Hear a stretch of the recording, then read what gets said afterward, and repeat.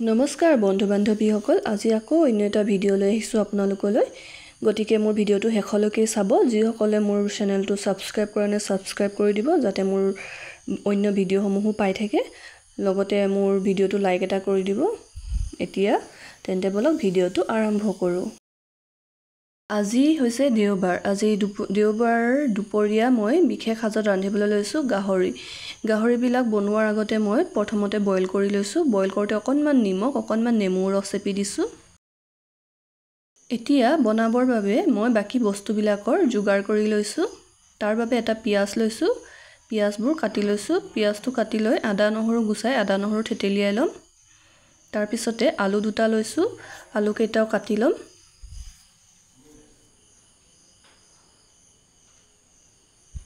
এতিয়া এখন কেৰাহী পাতি তাত অকনমান তেল দিছো কাৰণ বেছি তেল দিয়া নাই কাৰণ গাহৰিৰ পৰা তেল ওলাই যেহেতু তাৰ পিছতে পিয়াজ বিলাক দি ভালদৰে ৰঙচুৱা হোৱালে ভাজি ললো এতিয়া আদা নহৰু খুন্দাবোৰ দি দিলো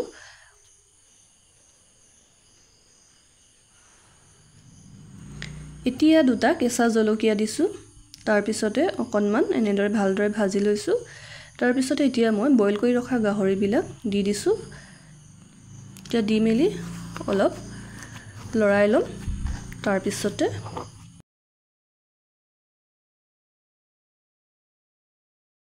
এতিয়া কাটি ৰখা আলু কেই পিস দি দিম এতিয়া আলু কেই টুকুৰা দি ভালদৰে গুটেবোৰ মিক্স হোৱাকৈ ভাজি লৈছো এতিয়া ইয়াত অকনমান নিমখ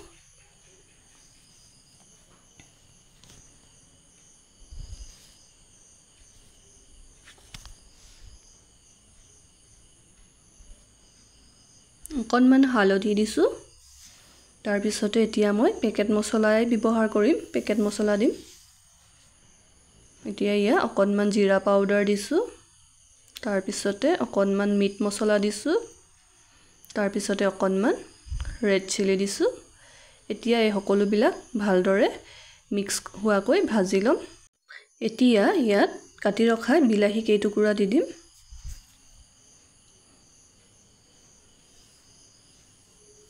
তাৰ পিছতে এতিয়া আকৌ অলপ দেৰি এনেকৈ ভাজি লম এতিয়া ঢাকনিখন দি অলপ দেৰি হিজিবলৈ ৰাখি দিম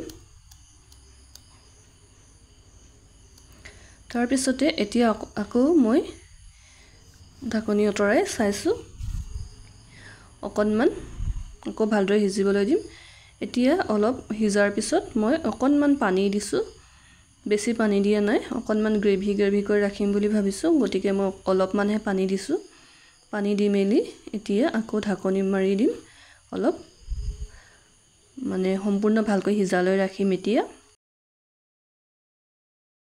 এয়া মোৰ মাংস ৰেডি হৈ গল এতিয়া বলক গাহৰি সালাড বনাম তাৰ বাবে মই কেইপিছমান গাহৰি বইল কৰি মেলি ৰাখিছিলো তাৰ পিছতে ৰাখি থোৱা গাহৰি কেইপিছ এতিয়া মই ভালদৰে পুৰি লম সালাড বনাবৰ বাবে প্ৰথমতে মাংস কেইপিছ পুৰি লব লাগিব মই ইয়া 6-7 পিছ মান লৈছো এতিয়া ভালদৰে পুৰি লম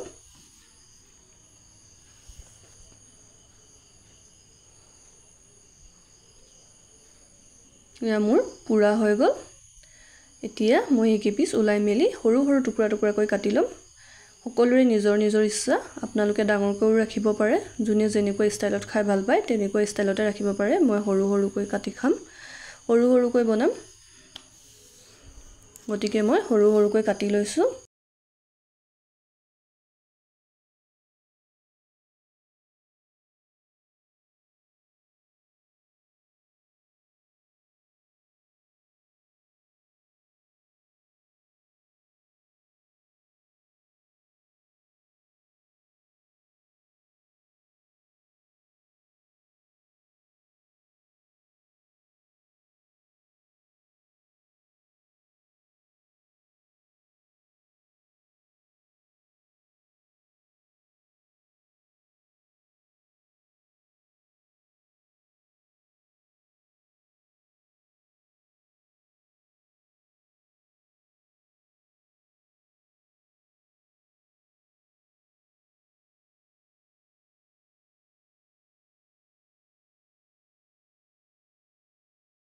এতিয়া কাটি হোৱাৰ পিছত এটা কাঁহৰ বাটিত মই টুকুৰাবিলাক ৰাখি দিলোঁ।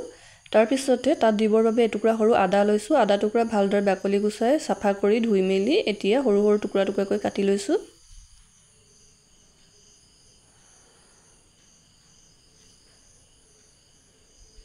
তাৰ পিছতে এতিয়া 4-5টামান জলকীয়া লৈছোঁ। জলকীয়াকেইটা সৰু সৰু টুকুৰা টুকুৰাকৈ কাটি লৈছোঁ।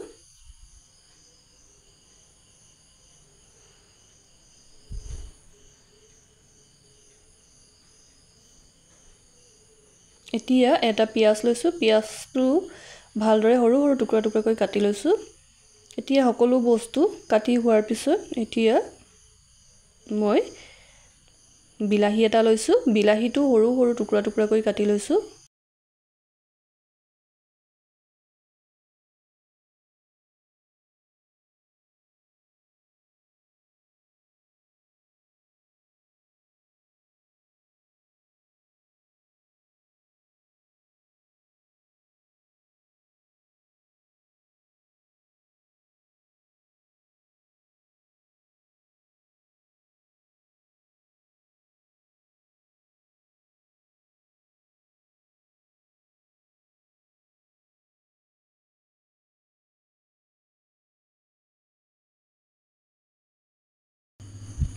এতিয়া মই কাটি ৰখা মাংসবিলাকত বিলাহী টুকুৰাবিলাক, আদা টুকুৰাবিলাক, পিয়াজ, জলকীয়া সকলোবিলাক দি তাত অকণমান নিমখ, অকণমান মিঠাতেল দিম।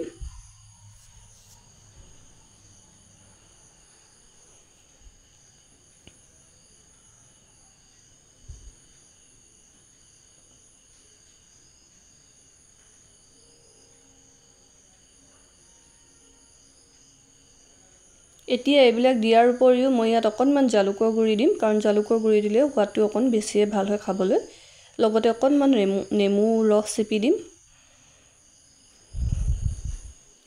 এয়া মোৰ আজি গাহৰি চালাড ৰেডি হৈ গ'ল। এতিয়া এইবিলাক ভালদৰে মিক্স হোৱালৈ মিক্স কৰিম। এয়া আজি মোৰ দেওবাৰৰ দুপৰীয়া সাজৰ কাৰণে সকলোবোৰ ৰেডি হৈ গ'ল। এয়া কাৰী বনালোঁ, গাহৰি চালাড বনালোঁ, লগত অকণমান বিলাহী চালাড বনালোঁ। তেন্তে আজি বলক ভাতৰ থালিখন ধুনীয়াকৈ সজাই লওঁ, লগত এটুকুৰা নেমু দিছোঁ। আজি মোৰ এই ভিডিঅ'টো যদি ভাল লাগে তেন্তে আপোনালোকে লাইক এটা কৰি দিব। আজিলৈ আহিছোঁ, আকৌ পুনৰ আন এটা ভিডিঅ' লৈ আহিম অতি সোনকালে। আজিলৈ আহিছোঁ, বাই।